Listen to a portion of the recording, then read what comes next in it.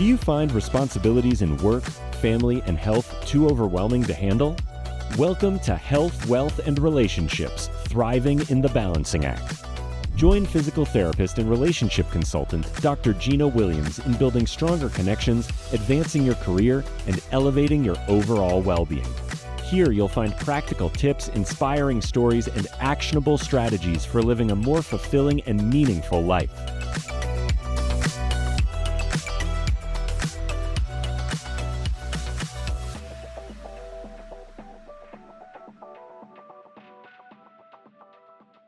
Hello, and welcome to the podcast, everyone. Health, Strength, and Relationships, Thriving in the Balancing Act. I am Dr. Gina Williams, owner of Mobility Health Physical Therapy, a physical therapy company based in Midtown Manhattan. If you live in Manhattan, we can come to your home, or you can come to us in our clinic on West 29th Street. To find more recordings in this podcast, please go to mobilityhealthpt.com. Today's special guest is Bryan Winston. I'm so happy to have Bryan here. You guys are in for a treat.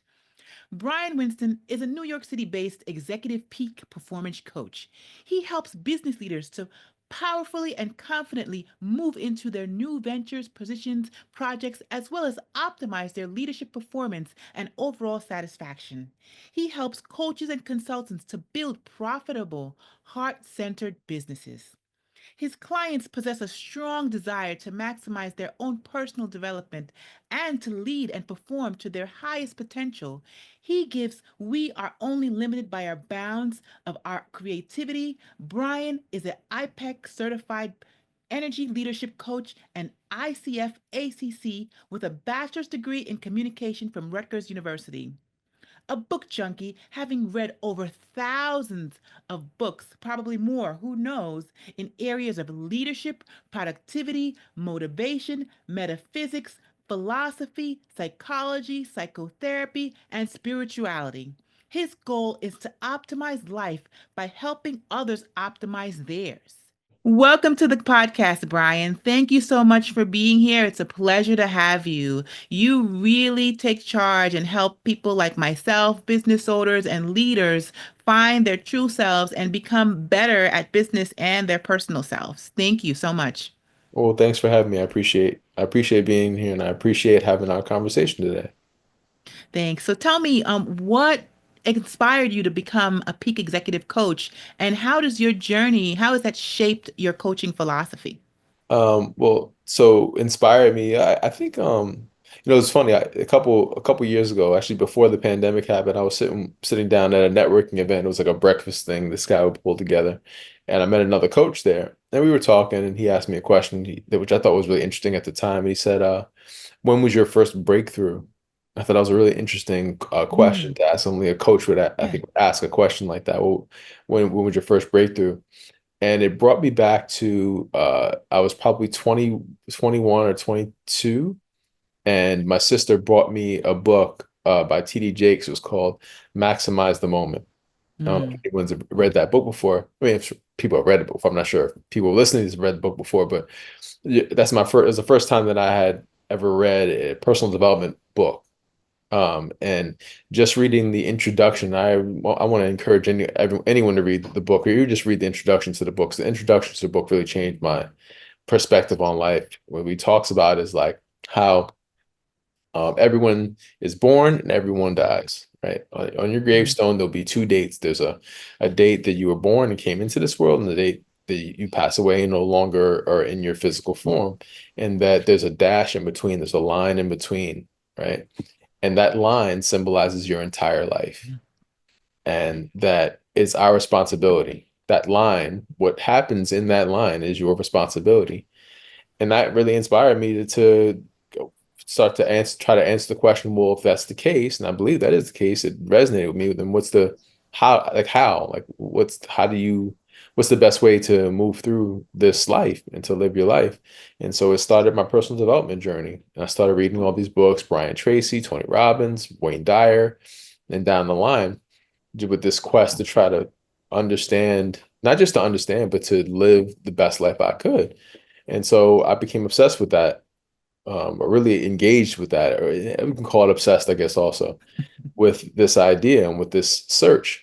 And I was a personal trainer, and I did some modeling work and some acting work in my younger years. And they came to a point where I just wasn't as interested in personal training as I had once been. Same thing with acting and modeling. Acting and modeling fell off, and then I was still a personal trainer, and I just wasn't finding the same level of fulfillment that I once felt. But I still had this strong curiosity about personal development, right? So life coach was the first thing that came up for me. It was like, oh, wow, I started learning about what it meant to be a life coach. And the more that I learned about it, the more excited that I got about it. So I went and got trained as a life coach. And as I started to have conversations, I started to realize that the people who I really wanted to have conversations with were people. First, the conversation I wanted to have was about business and how people are moving forward and what their offering was. And then it started to be more about, well, I not only do I want to talk about business, I want to talk to the person who is the leader. I want to talk to the person who is the owner. That I found that conversation to be the most fulfilling conversation. So executive coach is what I ended up calling myself. But uh, what I really do is sit with people who are brilliant, and I give them space and time to be able to think through and talk through their own ideas, and if need be, challenge their ideas if we feel as though they're getting in the way. So that's been my journey, and I hope I answered your question. Yeah, that's a great explanation. That's a great purpose, and that's a great way to fill in that dash in between our born date and our end date. Definitely, I've heard that term before, but thinking about our life in that way of like we're in charge, gives us taking ownership of what we do with that dash in between our lives, and to make it worthwhile, valuable, enjoyable, fun, and purposeful. So Yeah, I like that answer. yeah. Well, I hope I answered your initial question about how it's informed my coaching, because I guess my coaching was informed by a lot of what I had learned and was learning, and then I learned actually the skill of coaching. So I'm not just giving people advice. I don't really. I think if I'm honest in a coaching session, if I'm there giving advice to someone, I don't think that's an effective coaching session. I think Mm, an effective coaching session, I'm allowing that person who is brilliant, right? The time and the space to really think through and talk through their own ideas and what their challenges are. And there may be a story, I may, share a story.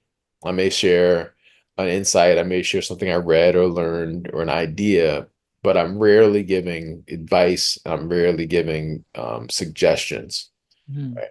I just want to help them to see more clearly. That's my A- job. And that's important as a business owner and many points a solopreneur, having the space to allow yourself to think and come up with ideas, and having someone to help you take a break, think about the business, and pull those ideas out of you is essential for progress and making gains in your business, and feeling satisfied with your work. Right. Exactly. And, you know, um, your ideas many times, I'll speak for myself, my ideas many times sound different in my head than they do when I share them with someone else. Mm, So there may be an idea I'm having, and I share it with someone, and once I share it with someone, I'm like, oh, that actually doesn't sound like actually not as good of an idea as I thought it was. Or the opposite could happen. I'll share an idea with someone, and when I say it out loud, it's like, oh, that sounds even better than I thought. And matter of fact, and I can add on to it. So there's a great value mhm, in having a safe space to share mhm, ideas. Now, we don't want to share ideas with everyone. That's just not, mhm, I don't find that to be the best idea, mhm, because many times what'll happen is we'll bump up against our own fears and limitations, and they'll be mirrored back to us through that person. mm, Sometimes if you ever had a dream or goal, and we've all had the experience where we share a dream or a goal, and that other person, not trying to hurt you or harm you, but then they'll start to share, oh, you sure that'll work? Or are you sure that's tough? I heard that business is very difficult. Or have you thought about this? And they'll start to share their own challenges with the idea. And it'll many times mirror your own challenges. And that's just not the place where dreams can live, right? In that place of wow. doubt. That's a good Um, point. I mean, it leads me to my next question. When you're working with, high achieving elite leaders who want to reach the next level, what do you see as the most common mental block and habits that keep people from realizing their own potential? they believe what they think is true. Mm.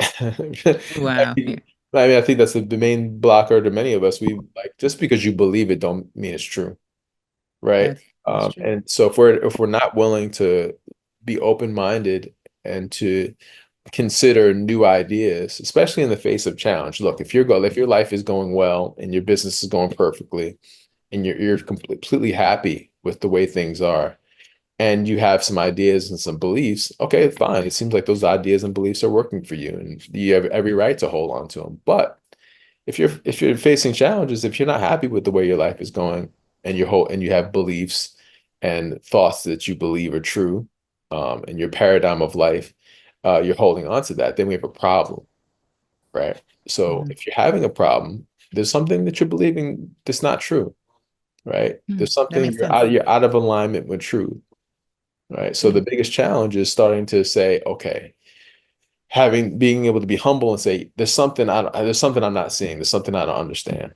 All right, there's something that it's off. There's something about the truth that I'm not in alignment with, and being Mm. humble enough to say, well, what is it? And being able to challenge and question your own ideas and beliefs. That's Wow. the And being biggest able challenge. to kind of face that and, Yeah, to kind of tease out yeah. how to transition and change that.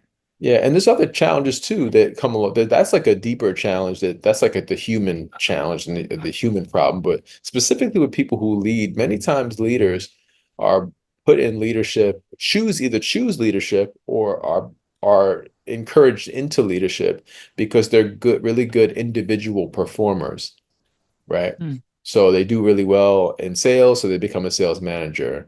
They do really well as a solo, so they decide to grow a team or they gradually grow a team. And the skills that they have as a solo, although they could translate into good skills or principles as a leader, they don't always do that, right? It's not always that Mm. clear because now not only are you the practitioner, are you responsible for your own performance? Now you're responsible also for the performance of others, and that's leadership. Wow. And there's Yeah. many times there's a skill gap between the two, right? So Wow. that's another big challenge that I see is the challenge of going from a solo to a CEO is the challenge, and delegate all the delegating and having a clear vision and being able to share that vision and being able to give constructive feedback and have tough conversations. All those things kind of start to be involved with that. Yeah, a lot of moving parts that sometimes we don't think about until we're there and not sure how to get everything moving in sync. Like when we were that solo practitioner, like when we were only in sales and not the sales manager. That's a great point. So tell Yeah. me, how does your background in communication influence the way you coach on effectively sharing the vision or the goals that the person may have of their own? Well, if you're talking about my college degree, I couldn't even tell you. I don't, what did I even learn? Oh Except gosh. for how to drink, how to get rid of hangovers and Mm, stuff like that, like from college. But what I learned as a coach when I went through when I was trained as a coach, those communication skills that I learned there, um, the main thing that was different than what I thought it would be is I thought we were just going to learn how to help people set goals, right? I wow. thought we teach people how to set goals and we teach people how to stay out of the way of procrastination. I thought we would learn like more success tools, but the main thing that we really learned was about listening. Wow. Really learned what effective listening was. And many of us, I remember when we first were being trained, they wanted to get this thing where we felt like we had to give advice. There's a book called The Advice Trap, right? Where Hmm. someone comes to you with a problem and you immediately want to go jump into giving them advice. Hmm. What they wanted us to train us to do was to stop and really just listen and ask Hmm. questions and be curious, and that was actually more valuable than any advice that you can give, because what happens is if you really listen and ask questions, then that person starts to be able to listen to themselves and really hear themselves and starts to Hmm. inwardly reflect. Wow. That's actually more valuable. It can be more valuable than me telling you what to do. So the whole thing about listening and then being able to share what you're hearing is really, really a helpful skill. So that's what I Wow. share is That the makes sense. whole Yeah. listening. We got two ears and one mouth, you know? Double up on the Yeah. listening. Right. And there is a time, and I mind you, there is a place and time where it's important to share, for me to share what I see. If I see something really clearly and I don't think they're really seeing it, it's important for me to be able to share that in a way that really lands, they can really Mm, understand. Before I do that, I have to really close my mouth and mm. open my ears to what's being said, but also to what's not being said. Right. Wow. And at the same time, listening to what I'm hearing, right, inside myself. You want to keep an eye and keep an ear on yourself. And what are you hearing? Right. Mm. So that's something that I found to be really, really, really helpful that I learned but I learned about communication. Very insightful. So many people, especially high performers, struggle with balancing professional and personal well-being. What strategies would you suggest for leaders to find harmony in their lives? To know what's important for you, Mm, right? To really sit with what your true values are, right? If you have a family and you find that family to be important, then that family, it'll serve you well to make your family priority, right? If you have, and this is simple things, right? It's just simple. When I'm saying it, it sounds like simple, right? Like, yeah, but in that's practice, it. it's a little more difficult. If your health is important for you, and I would say that I hate using the word should, but it should be important for you, your own health, then that has to be a priority. So prioritizing, so finding time to prioritize. And I think the main thing, prioritizing, but then in order to prioritize, we have to know what we want. We have to know the answer to the question, what do you want? Mm, Right? Most people, as adults, we don't get, I don't know about you, but as an adult, I don't get asked that question very often. As a child, I was asked it mm, pretty, not all the time, but pretty consistent though. Christmas, what do you want? Your birthday, what do you want? We're going out. What do you guys want for dinner? Like those, mm. you ask what you want, but as an adult, that question falls away. People don't really ask that question, and I think we fall out of practice with being able to clearly answer it. Most Wow. adults will say, if you ask people, try it out for yourself. Listeners, try it out for yourself. Ask someone, a friend or a colleague or a family member, what do you really want most? And I'll what try will that. happen, right? What will happen is a couple things will happen. Either one, they'll be very clear with what they want. I want to make $1.5 million a year because, right? That's one thing that could happen, but it's rare. Mhm, Next thing that will happen is they'll say, I'm not really sure what I want. If I'm honest mm, with you, I'm not really sure what I want. mm, The thing that will most likely happen is they'll start to tell you all the things they do not want. I don't want to be mm, broke anymore. I want to get mm, rid. I don't want to have to pay this mortgage anymore. I don't want to be lonely anymore. mm. I'm fat. I don't want to be fat anymore. These are the things that will come up. So, what I would say is to answer your question, to give you a really long-winded answer, is to be very clear with what your values are and be very clear on exactly what you want, and that'll help you to start to maintain more of the balance that you want in your life because you'll know your priorities, and you'll Mm. know if you're on track and you'll know if you're off track based upon that. Wow, that makes sense. I mean, yeah, bringing back that inner child of being able to think about what we want and Yeah, express it and share it and work towards it. That's yeah. very important. As a physical therapist, you have people to come into your office all walks of life. What do you think is the biggest challenge that you face when you're talking with people? Because I'm sure you deal with people who are attorneys and leaders and Well, maybe actually, yes. athletes. So, clients are often surprised the first day that, okay, yes, they're in because their knee's hurting them. They strained their knee somehow, running or whatever the mechanism. But I ask them, why do they want the knee pain to go away? What is their why? I mean, yes, it hurts and you want the pain to go away, but what are the things that you need to do with your body after physical therapy that really helps me set goals for the exercises and treatment that they'll be doing for the next 2 to 3 months? And they're really taken aback and surprised that I want to know those things. And it's not because I'm nosy. It's because if you have to bend down to pick up your grandkids, or if you're running, 100 miles a week, you are using your body in that way, and that really helps me picture how I can help you. And they're really surprised by me wanting to know all the physical things that they do, instead of just curing their knee pain, because that's not how it works. Use your curiosity. We use the interesting word. Use the word nosy. I'm not being Yeah. So me and my wife have a thing because anytime I feel like I'm being curious, she's like thinks I'm being nosy.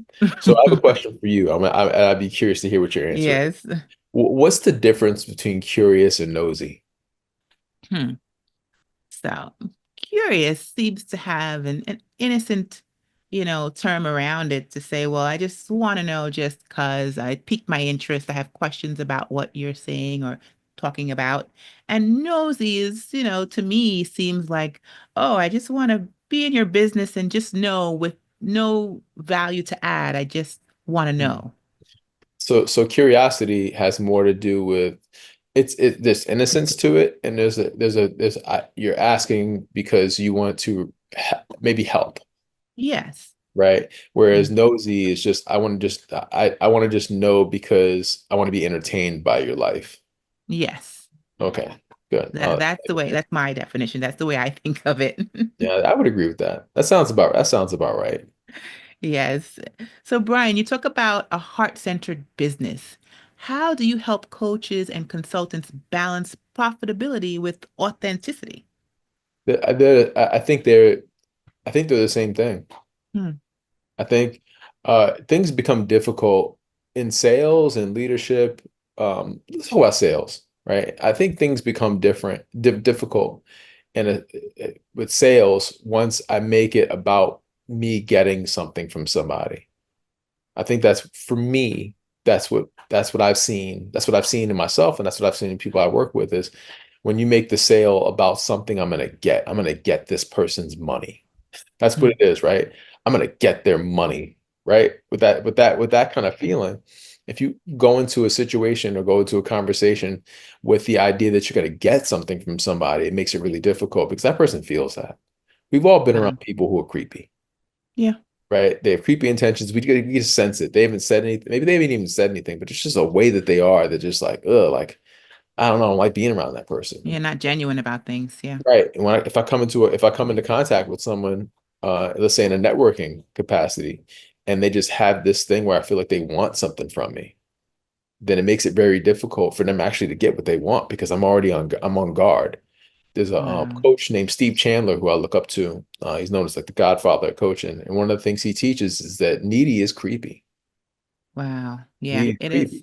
creepy. The way he says it, he says, stalking is a crime because needy is creepy. Or you get locked up for that. Hold on one second, Brian. No, Yeah, Brian. all good. Baby boy is sick today, so we're just Oh, I'm sorry. Is everything oh, okay? he's got a cold. He's on his last day. It usually runs about 6 days. So today is day Oh, 6. So okay. he's home hanging out with us. And I so hope he heals gracefully, he quickly and is. gracefully. He's a strong boy. Oh, I'm Yeah. so lucky.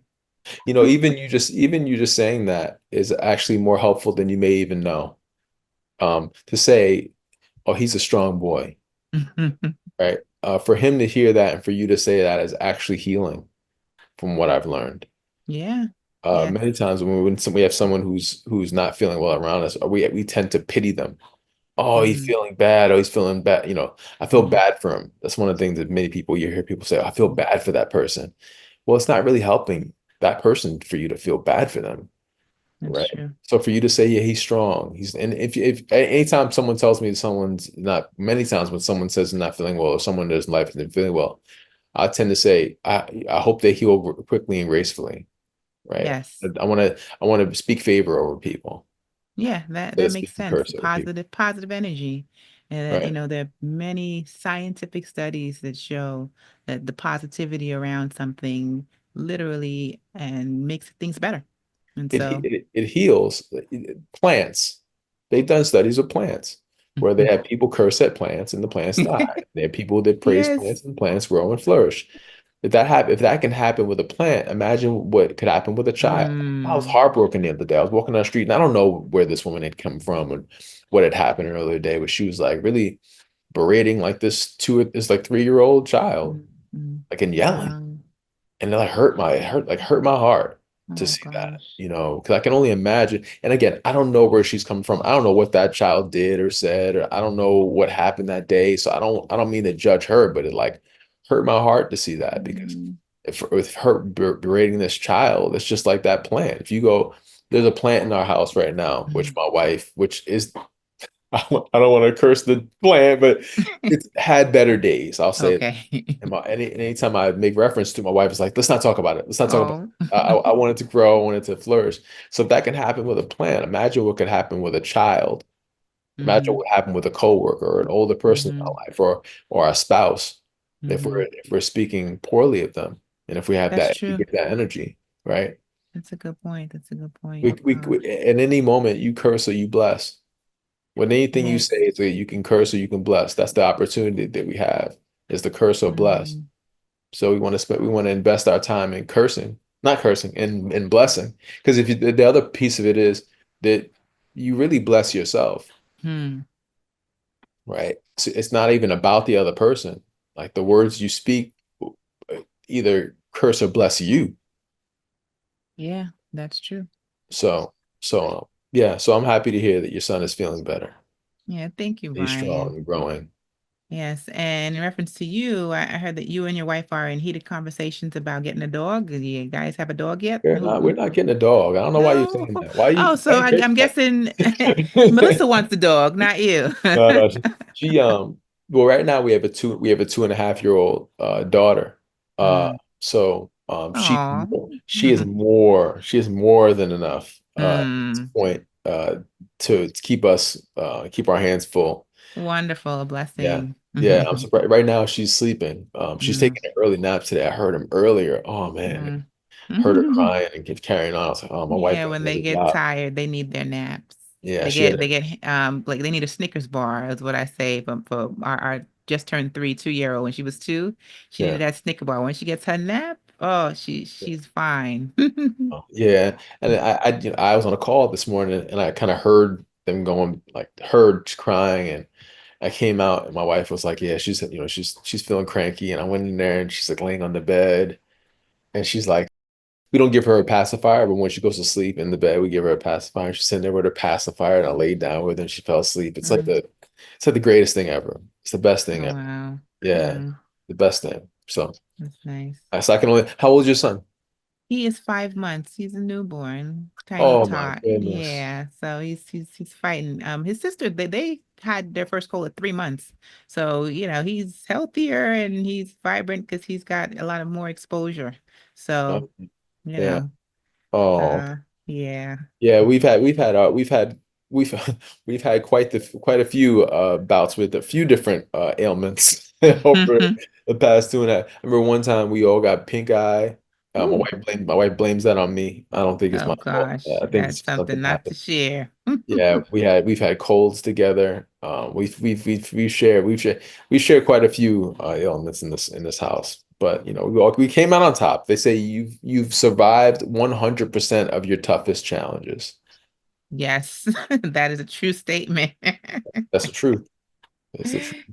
Yes. So thank you so much, Brian, for coming to the podcast. If anyone's looking to hear more of this podcast, please go to mobilityhealthphysicaltherapy.com. Thank you, Brian. It's a pleasure. It's an absolute pleasure. Thanks for having me on. You're welcome.